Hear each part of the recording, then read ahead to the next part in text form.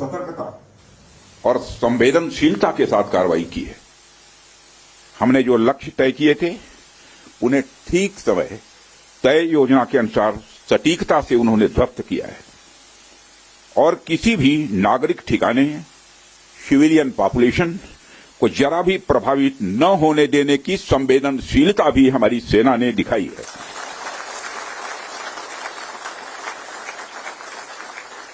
यानी एक तरीके से देखा जाए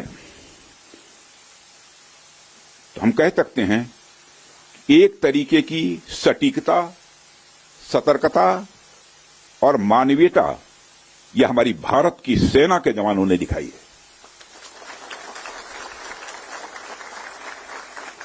जिसके लिए मैं हमारे सेना के जवानों और अधिकारियों को पूरे देश की ओर से मैं साधुवाद देता हूं और सेना को संपूर्ण संबल प्रदान करने के लिए अपने प्रधानमंत्री माननीय नरेंद्र मोदी जी को भी मैं साधुवाद देता हूं।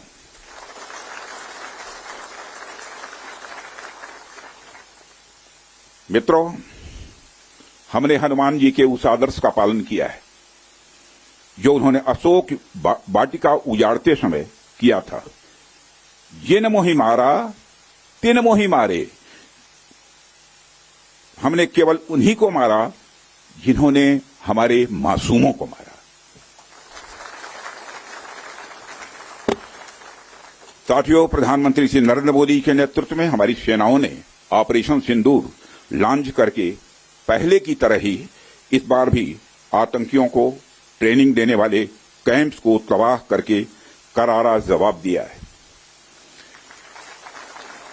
भारत ने अपनी सरजमी पर हुए हमले का जवाब देने के लिए अपने राइट टू रेस्पॉन्ड का इस्तेमाल किया है और हमारी यह कार्रवाई बेहद सोच समझकर सधे हुए तरीके से की गई है। आतंकियों के हौसले पस्त करने के उद्देश्य से यह कार्रवाई महज उनके कैंप्स और इंफ्रास्ट्रक्चर तक ही सीमित रखी गई है। मैं पुनः हमारे आर्म फोर्सेस के शौर्य को मैं नमन करता हूं।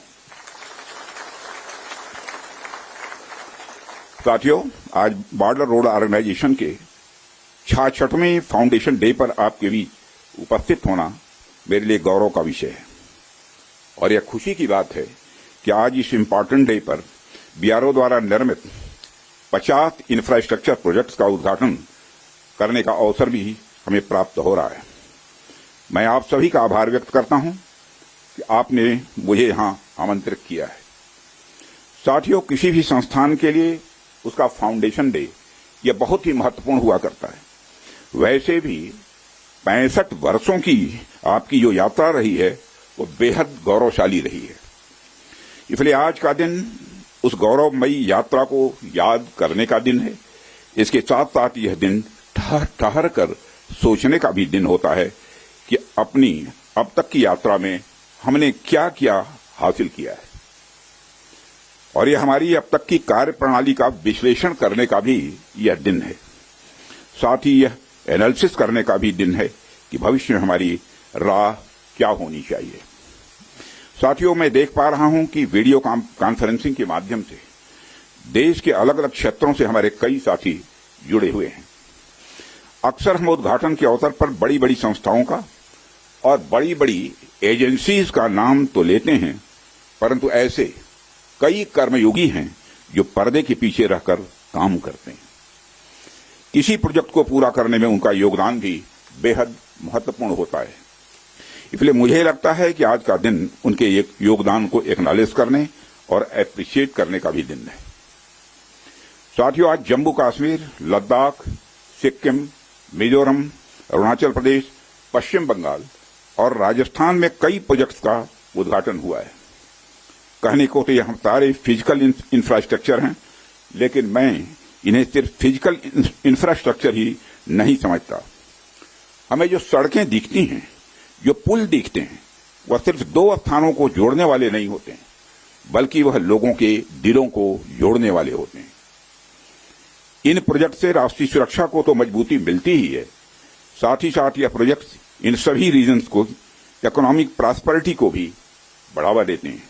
यह तमाम प्रोजेक्ट इन क्षेत्रों में ट्रांसपोर्टेशन, टूरिज्म और इकोनॉमिक एक्टिविटी को बढ़ावा देंगे, जिससे निश्चित रूप से यहाँ के निवासियों की आय में वृद्धि होगी, उनकी क्वालिटी ऑफ लाइफ में भी इम्प्रूवमेंट होगा और इन क्षेत्रों में समृद्धि आएगी, यानी प्रॉस्पेरिटी आएगी। साथियों, मुझे बताया गया कि आज जिन इंफ्रा प्रोजेक्ट्स की शुरुआत की गई है, इनकी टोटल कॉस्ट लगभग 1900 करोड़ रुपए के आसपास की है। मुझे लगता है कि यह केवल उनकी नॉमिनल वैल्यू पर है। इसकी असली वैल्यू है वह तो हम आंक भी नहीं सकते।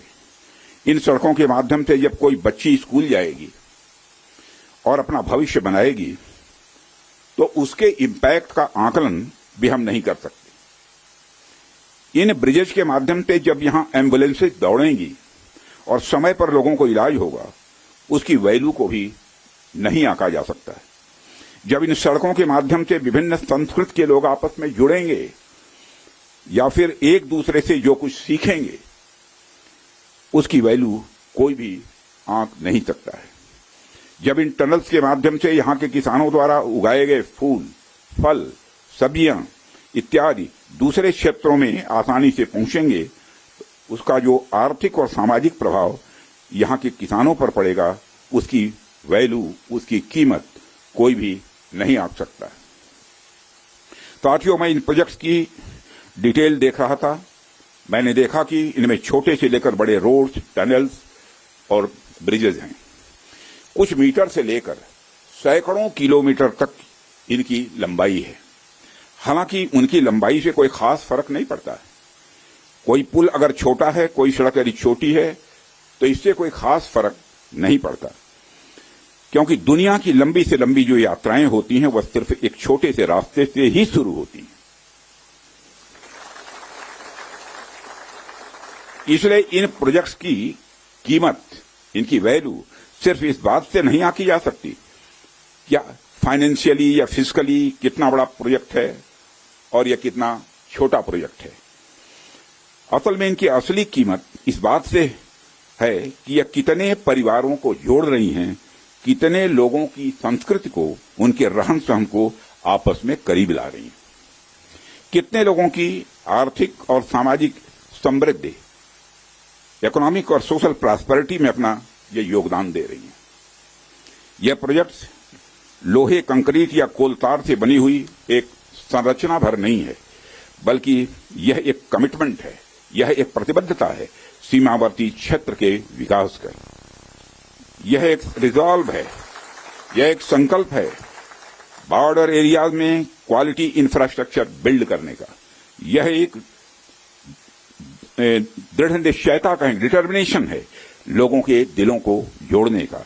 इसलिए मैंने कहा कि ये प्रोजेक्ट्स इनवैल्यूएबल हैं, इनकी कीमत का आकलन नहीं किया जा सकता है।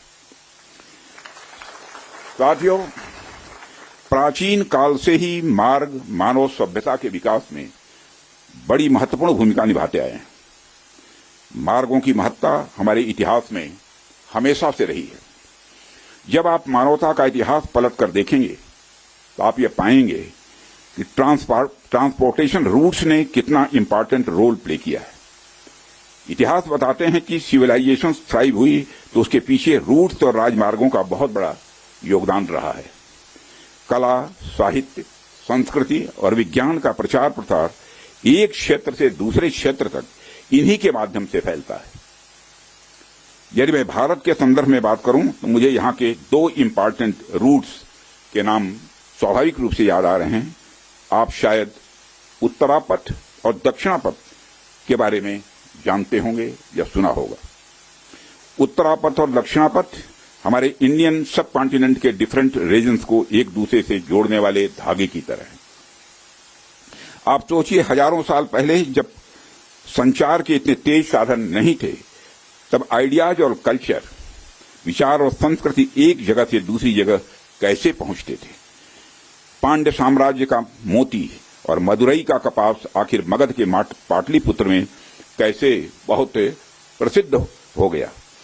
राजकुमार सिद्धार्थ से भगवान बने महात्मा बुद्ध की शिक्षाएं कावेरी पट्टनम तक कैसे पहुंच गईं। மத்திய பாதுகாப்புத்துறை அமைச்சர் ராஜ்நாத் சிங் உரையாற்றியுள்ளார்.